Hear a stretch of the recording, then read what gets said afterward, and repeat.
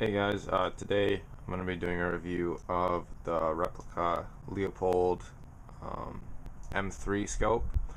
I did a review on the M1 a while ago, and I just got this in a trade with a gun, so I figured I'd do a review on this one, see if there's any differences at all.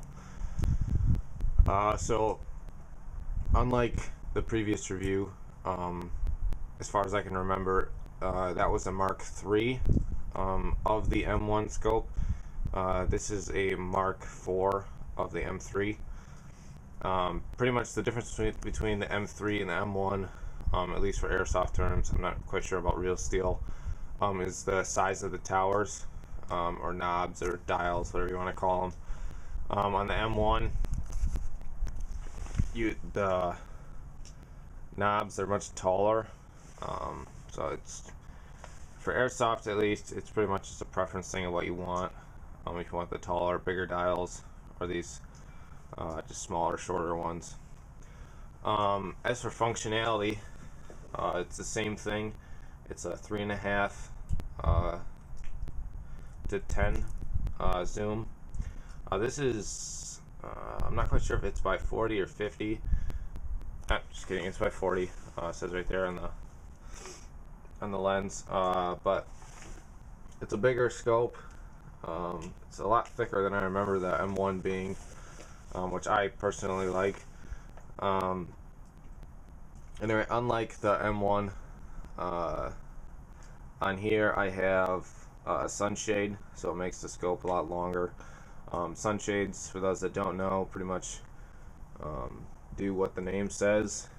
It shades the actual lens, so you won't give away your position either through a reflection being cast on by the sun, or just it allows less light to come through and pretty much give you a clearer picture.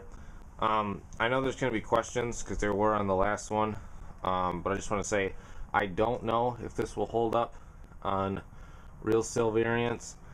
I had a discussion with a guy on here with the last video, and he said that he bought one for a 22 Plinker rifle, and he said it held zero fine.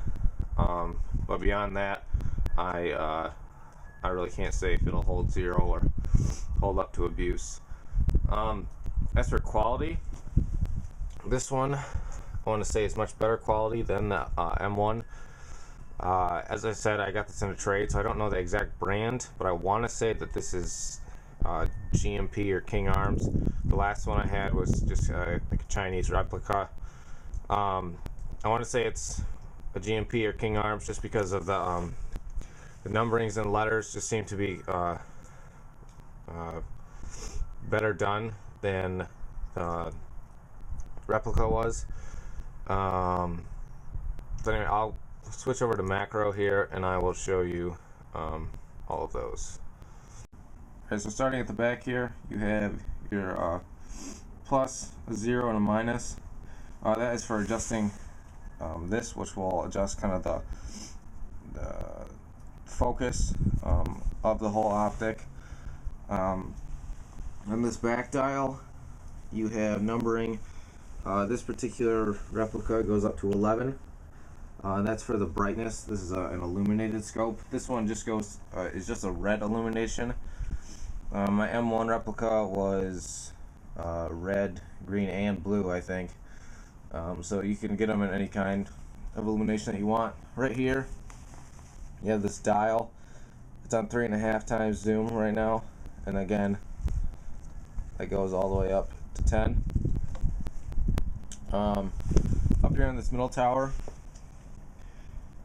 you have the up, 1 click equals 1, can't read that upside down, 1 something min. I don't actually know what that means. Anyway, down here you have this U over, and again, I actually forgot what these dials actually do. There's a discussion on my last video and they told me, but I forgot. Here you have this R with an up arrow. Again, on the side, you have this 1 click equals half min. For some reason I'm blanking on that. I know what it means, but I can't think of it right now. And then you have your R, the arrow. On the actual dials, you have your numberings. This dot will line up with your selection on there, and that's where the dial is set at. Over here, it's kind of another like focus feature. Right now it's on 50, goes up to 200, and then infinity. In the front, you have this 3.5 to 10 by 40 millimeter long range, it says. And then it just repeats itself on the bottom. You can't really see it right now, as I have this replica Knights mount on it, but underneath you got Leupold Mark IV 3.5 by 10, 3.5 to 10, excuse me, by 40 M3, and then your fake serial number, which looks to be the exact same actually that was on the M1. So maybe this is a Chinese replica.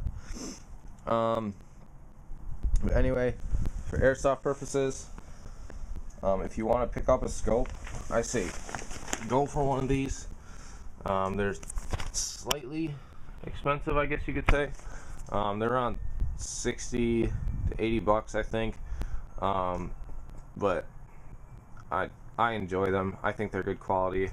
Yeah, I say go for it.